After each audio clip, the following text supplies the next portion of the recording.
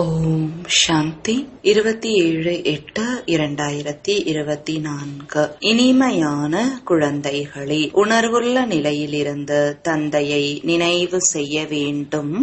சூன்ய நிலையில் செல்வது அல்லது தூங்கி விடுவது என்பது யோகா அல்ல. கேள்வி: கண்களை மூடிக்கொண்டு அமர்வதற்கு உங்களுக்கு ஏன் தடை செய்யப்பட்டுள்ளது? பதில்: ஒருவேளை நீங்கள் கண்களை மூடிக்கொண்டு அமர்ந்தால் கடையிலுள்ள அனைத்து பொருட்களையும் திருடன் திருடிக்கொண்டு சென்று விடுவான். மாயை என்ற திருடன் புத்தியில் எதையும் தாரணை செய்ய விடாது. கண்களை மூடிக்கொண்டு நினைவில் அமர்ந்தால் தூக்கம் வந்துவிடும், தெரியாமலே போய்விடும். ஆகையால் கண்களை திறந்து கொண்டு அமருங்கள். காரியங்கள் செய்தாலும் புத்தியினால் தந்தையை நினைவு செய்ய வேண்டும். இதில் ஹடயோகாவிற்கான விஷயம் கிடையாது. ஓம் சாந்தி. குழந்தைகளுக்கு ஆன்மீக தந்தை கூறுகிறார், இவரும் குழந்தை அல்லவா? தேகதாரிகள் அனைவரும் குழந்தைகள். ஆக ஆன்மீக தந்தை ஆத்மாக்களுக்கு கூறுகிறார், ஆத்மாதான் முக்கியமானது. இதனை நன்றாக புரிந்து கொள்ளுங்கள். இங்கு எதிரில் அமர்கின்ற பொழுது ஷரீரத்திலிருந்து விடுபட்டு மறைந்து விட வேண்டும் என்பது கிடையாது. ஷரீரத்திலிருந்து விடுபட்டு மறைந்து போய்விடுவது என்பது நினைவு யாத்திரைக்கான நிலை கிடையாது. இங்கு விழிப்புணர்வுடன் அமர வேண்டும். நடந்தாலும், காரியங்கள் செய்தாலும், எழுந்தாலும், அமர்ந்தாலும் தன்னை ஆத்மா என்று உணர்ந்து தந்தையை நினைவு செய்ய வேண்டும். இங்கு அமர்ந்து கொண்டு மயக்க நிலைக்கு சென்று விடுங்கள் என்று தந்தை கூறுவது கிடையாது. இவ்வாறு பலர் அமர்ந்திருக்கும் பொழுதே மறைந்து விடுகின்றனர். நீங்கள் விழிப்புணர்வுடன் அமர வேண்டும். மேலும் தூய்மையாக வேண்டும்.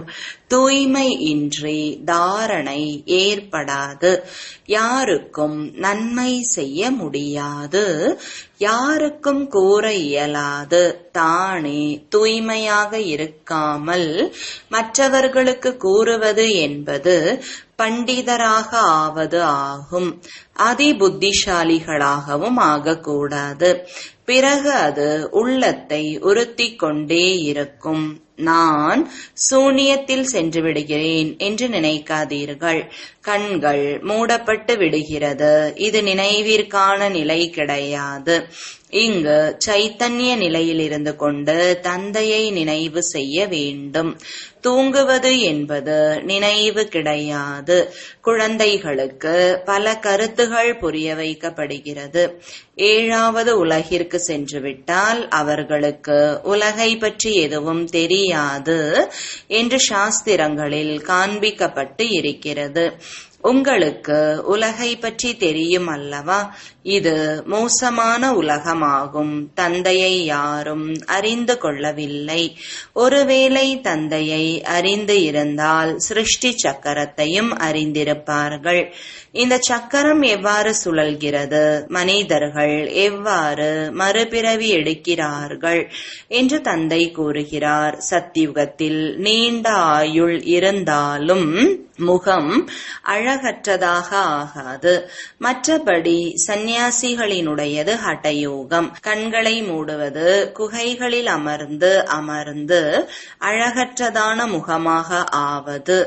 இல்லறத்தில் இருந்து கொண்டே விழிப்புணர்வுடன் இருங்கள் என்று தந்தை உங்களுக்கு கூறுகிறார். சூன்யத்தில் செல்வது என்பது எந்த ஒரு நிலையும் கிடையாது. தொழில் போன்றவைகளையும் செய்ய வேண்டும். இல்லற காரியங்களையும் கவனிக்க வேண்டும். சூன்யத்தில் சென்றுவிடக்கூடாது. காரியங்கள் செய்து கொண்டே புத்தியினால் தந்தையை நினைவு செய்ய வேண்டும். அவசியம் காரியங்களை செய்ய வேண்டும். கண்களை திறந்து கொண்டுதான் செய்வீர்கள் அல்லவா? தொழில் போன்ற அனைத்தையும் செய்து கொண்டே இருங்கள். புத்தியின் நினைவு தந்தையிடம் இருக்க வேண்டும். இதில் எந்த தவறும் செய்யக்கூடாது. கடையில் அமர்ந்து இருக்கும் பொழுது கண்களை மூடிக்கொண்டால் பிறகு யாராவது பொருட்களை எடுத்து சென்று விடுவார்கள். மேலும் அது தெரியாமலேயே இருந்துவிடும். இது ஒரு நிலையே கிடையாது. நாம் தேகத்திலிருந்து விடுபட்டவர்களாக ஆகிவிடுகிறோம் என்பது ஹட்டயோகிகளின் விஷயமாகும். மாயாஜாலம் செய்பவர்கள் இவ்வாறு செய்கின்றனர். தந்தை நல்ல முறையில் அமர்ந்து புரிய வைக்கிறார். இதில் கண்களை மூடிவிடக் கூடாது. எந்த உற்றார் உறவினர்களை நினைவு செய்து வந்தீர்களோ அனைத்தையும் மறந்துவிடுங்கள் என்று தந்தை கூறுகிறார். ஒரே ஒரு தந்தையை நினைவு செய்ய வேண்டும். நினைவு யாத்திரை இல்லாமல் பாவங்கள் அழியாது. போக் எடுத்து செல்கின்றனர். சூட்சும உலகத்தில் மறைந்து விடுகின்றனர். இதில் என்ன இருக்கிறது? எவ்வளவு நேரம் அங்கு இருப்பார்களோ பாவ கர்மங்கள் அழியாது. சிவபாபாவை நினைவு செய்ய முடியாது. பாபாவின் முரளியும் கேட்க முடியாது. ஆக நஷ்டம் ஏற்பட்டு விடுகிறது. ஆனால் நாடகத்தில் இதுவும் பதிவாகி இருக்கிறது. அதனால்தான் செல்கின்றனர். பிறகு வந்து முரளி கேட்கின்றனர். அதனால்தான் பாபா கூறுகிறார், செல்லுங்கள், உடனேயே வந்து விடுங்கள், அமர்ந்து விடாதீர்கள். விளையாடுவது போன்றவைகளை பாபா நிறுத்திவிட்டார். இதுவும் சுற்றுவது வலம் வருவது போன்றதாக ஆகிவிடுகிறது. பக்தி மார்க்கத்தில்தான் சுற்றுவது வலம் வருவது அதிகமாக இருக்கும். ஏனென்றால் இருளின் மார்க்கம் அல்லவா. மீரா தியானத்தில் வைகுண்டத்திற்கு சென்று வந்தார். அது நினைவோ அல்லது படிப்போ கிடையாது. அவர் சத்கதி அடைந்தாரா என்ன? சொர்க்கம் செல்ல தகுதியானவராக ஆனாரா? பல பிறவிகளின் பாவங்கள் அழிந்ததா? முற்றிலும் கிடையாது.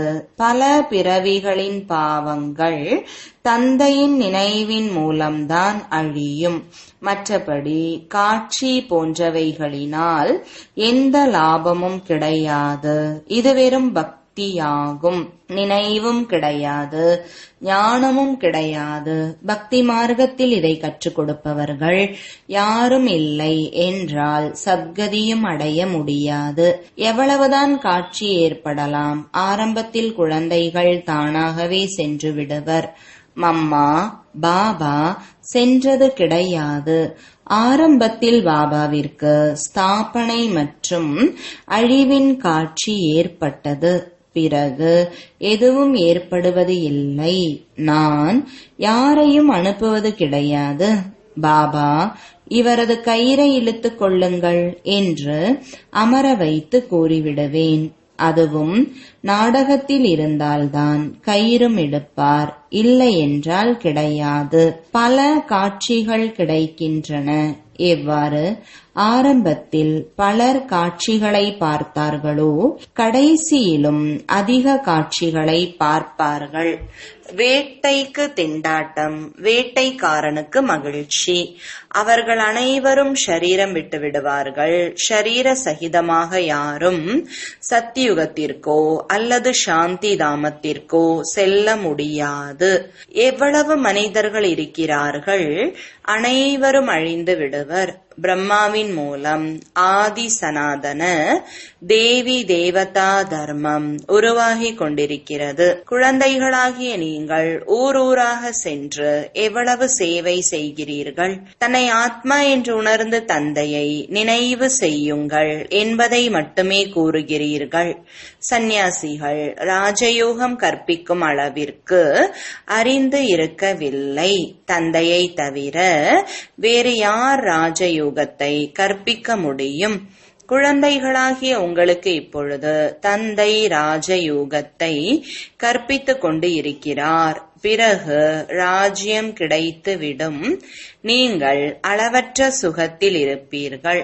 பிறகு அங்கு நினைவு செய்ய வேண்டிய அவசியம் கிடையாது. துளி அளவும் துக்கம் இருக்காது.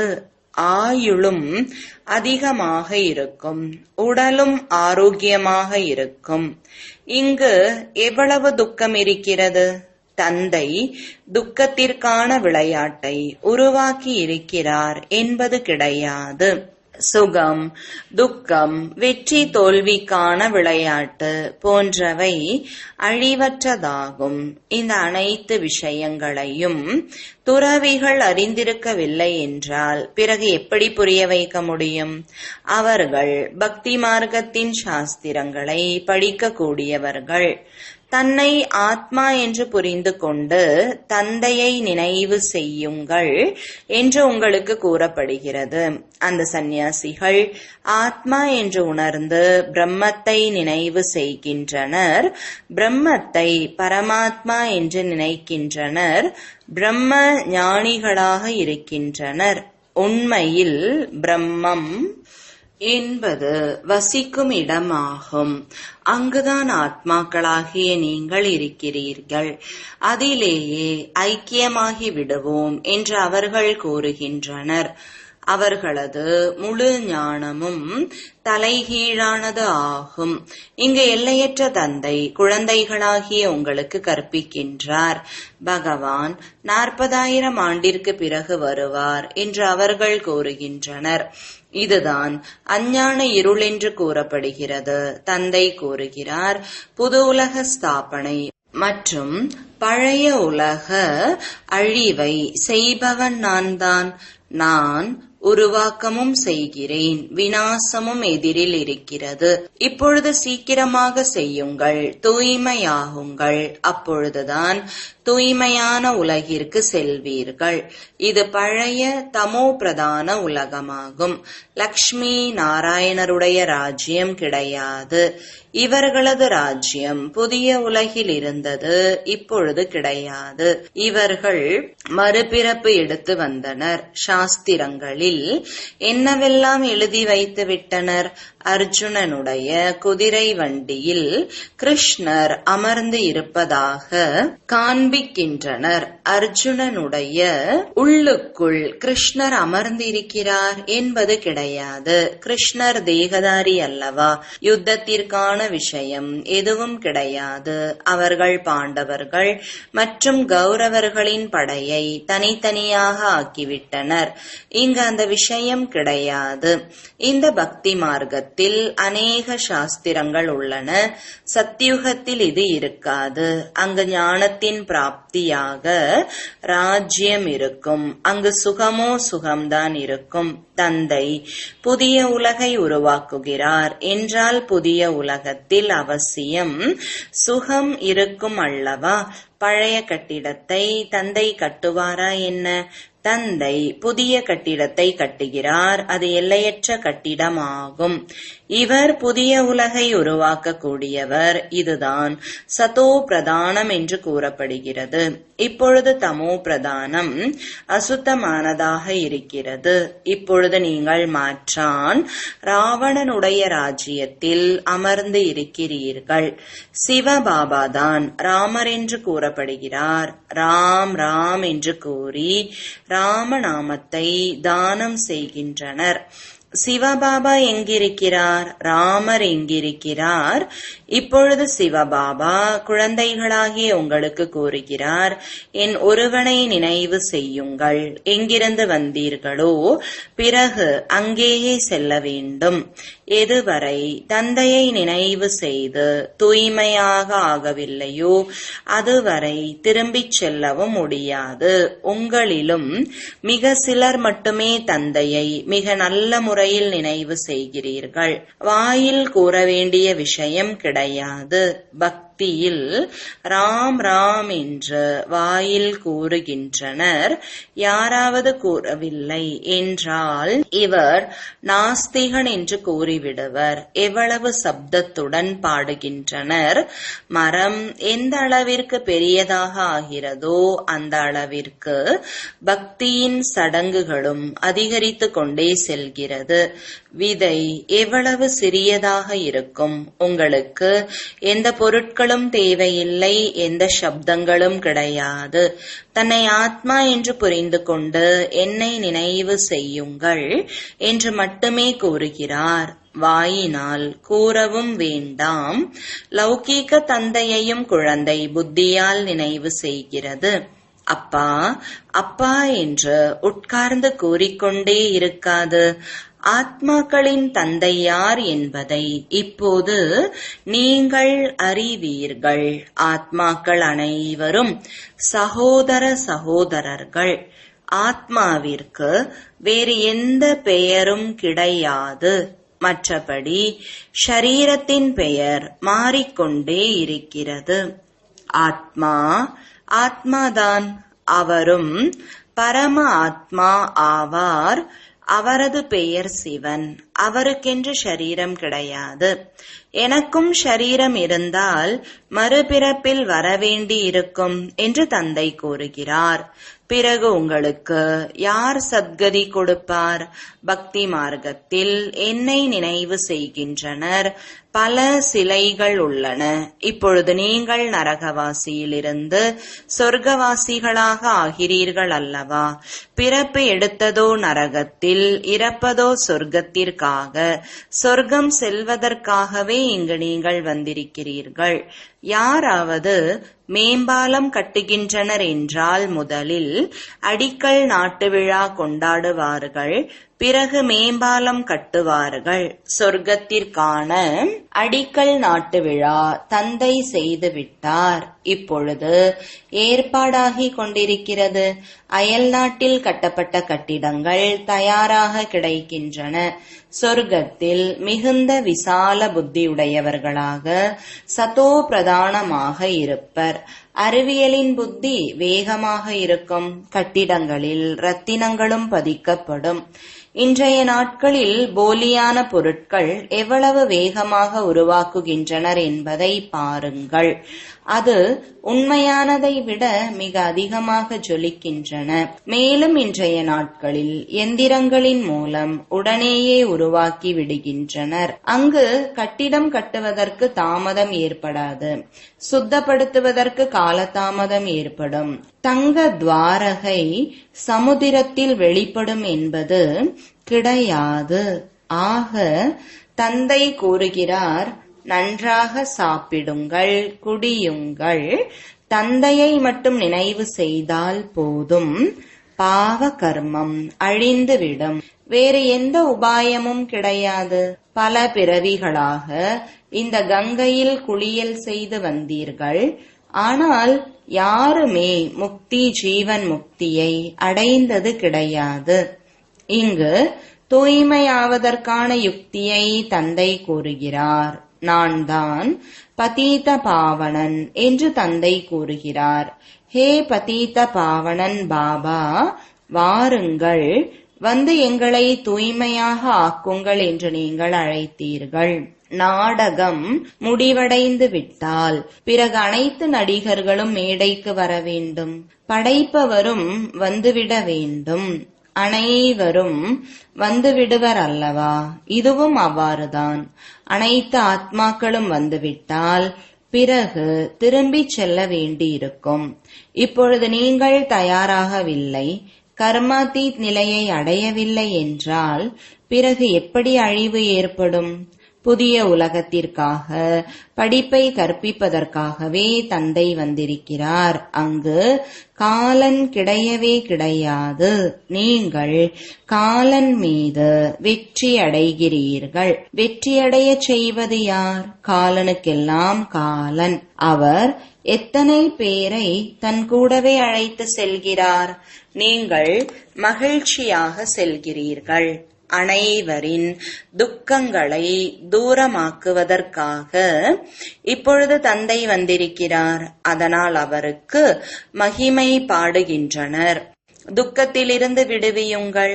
சாந்தி தாமம், சுகதாமத்திற்கு அழைத்து செல்லுங்கள். ஆனால் இப்பொழுது தந்தை சொர்க்கத்தை உருவாக்கி கொண்டிருக்கிறார் என்பது மனிதர்களுக்கு தெரியாது. நீங்கள் சொர்க்கத்திற்கு சென்ற பின் அங்கே மரம் மிகவும் சிறியதாக இருக்கும். பிறகு விருத்தியடைந்து கொண்டே இருக்கும். இப்பொழுது மற்ற அனைத்து தர்மங்களும் உள்ளன. அங்கு ஒரு தர்மம் கிடையாது.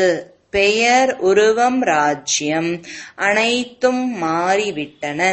முன்பு இரட்டை கிரீடம், பிறகு ஒற்றை கிரீடம் உடையவர்களாக இருப்பர். சோமநாதர் ஆலயம் கட்டி இருக்கின்றனர் என்றால் எவ்வளவு செல்வம் இருந்திருக்கும்? அனைத்தையும் விட மிக பெரிய ஆலயம் இது ஒன்றுதான். இதை கொள்ளையடித்து சென்று விட்டனர். தந்தை கூறுகிறார், நீங்கள் பல மடங்கு பாக்கியசாலிகளாக ஆகிறீர்கள். ஒவ்வொரு அடியிலும் தந்தையை நினைவு செய்து கொண்டே இருந்தீர்கள் என்றால் பல மடங்கு சேர்ந்து கொண்டே இருக்கும். இந்த அளவிற்கு வருமானம் தந்தையை நினைவு செய்வதால் ஏற்படுகிறது. பிறகு இப்படிப்பட்ட தந்தையை நீங்கள் நினைவு செய்வதற்கு ஏன் மறக்கிறீர்கள்? எந்த அளவிற்கு தந்தையை நினைவு செய்வீர்களோ, சேவை செய்வீர்களோ, அந்த அளவிற்கு உயர்ந்த பதவியை அடைவீர்கள். நல்ல நல்ல குழந்தைகள் நாளடைவில் கீழே விழுந்து விடுகிறார்கள். முகத்தை கருப்பாக்கி கொண்டால் செய்த வருமானம் எல்லாம் அழிந்து போய்விடும். மிக உயர்ந்த லாட்டரியை இழந்து விடுகிறார்கள். நல்லது. இனிமையிலும் இனிமையான தேடி கண்டெடுக்கப்பட்ட செல்லமான குழந்தைகளுக்கு தாயும் தந்தையுமான பாப்தாதாவின் அன்பு நினைவுகள் மற்றும் காலை வணக்கங்கள். ஆன்மீக குழந்தைகளுக்கு ஆன்மீக தந்தையின் வணக்கங்கள். ஆன்மீக தந்தைக்கு ஆன்மீக குழந்தைகளின் அன்பு நினைவுகளும் வணக்கங்களும். தாரணைக்கான முக்கிய சாரம். முதலாவது, இல்லறத்தை பராமரித்துக் கொண்டே புத்தியின் நினைவை தந்தையிடத்தில் வைக்க வேண்டும். தவறு செய்யக்கூடாது. தூய்மையின் தாரணையின் மூலம் தனக்கும் அனைவருக்கும் நன்மை செய்ய வேண்டும். இரண்டாவது, நினைவு யாத்திரை மற்றும் படிப்பில்தான் வருமானம் இருக்கிறது. காட்சி பார்ப்பது என்பது சுற்றுவது போன்றதாகும். அதனால் எந்த லாபமும் கிடையாது. எவ்வளவு முடியுமோ விழிப்புணர்வுடன் இருந்து தந்தையை நினைவு செய்து தனது பாவ கர்மங்களை அழித்து விட வேண்டும். வரதானம். சிறந்த நினைவு மூலமாக சிறந்த ஸ்திதி மற்றும் சிறந்த வாயுமண்டலத்தை அமைத்து கொண்டு விடக்கூடிய அனைவரின் சகயோகி ஆவீர்களாக. விளக்கம்.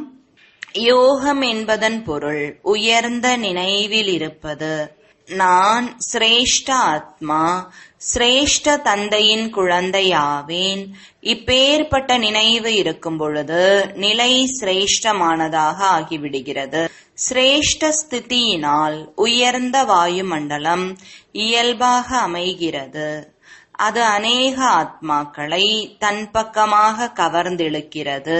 எங்கெல்லாம் ஆத்மாக்களாகிய நீங்கள் நினைவிலிருந்து கர்மங்கள் செய்கிறீர்களோ அங்கு இருக்கும் சூழ்நிலை, வாயுமண்டலம் மற்றவர்களுக்கும் ஒத்துழைப்பு கொடுக்கிறது. அப்பேற்பட்ட சகயோகி ஆத்மாக்கள் தந்தைக்கும் உலகிற்கும் பிரியமானவர்களாக ஆகிவிடுகிறார்கள். ஸ்லோகன். ஆடாத நிலை என்ற ஆசனத்தில் அமரும் பொழுதுதான் ராஜ்யத்தின் சிம்மாசனம் கிடைக்கும். ஓம் சாந்தி.